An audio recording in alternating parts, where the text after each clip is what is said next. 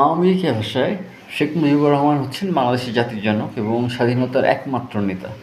যার জন্য বাংলাদেশ স্বাধীনতা পেয়েছে। তো শেখ মুজিবুর রহমানের রাজনীতির ইতিহাস সম্পর্কে আমাদেরকে অসংখ্যবার পড়ানো হয়, বিভিন্ন স্কুল থেকে শুরু করে বিশ্ববিদ্যালয় পর্যন্ত, এবং প্রতি বছর যে কোনো অনুষ্ঠানে, সেটা জাতীয় স্বাধীনতা দিবস হোক, বিজয় দিবস হোক অথবা 15ই আগস্ট হোক, কিন্তু কখনোই যেটা জানানো হয় না সেটা হচ্ছে তার 1971 সালে দেশ স্বাধীন হওয়ার পর থেকে 1975 সালে তার নিহত হওয়া পর্যন্ত যেই সময়টুকু তার শাসনামল, সেই শাসনামলে তিনি এমন কী কাজ করেছেন যার জন্য তাকে হত্যা করতে বাধ্য হয় বাংলাদেশের মুক্তিযোদ্ধা আর্মি অফিসাররা।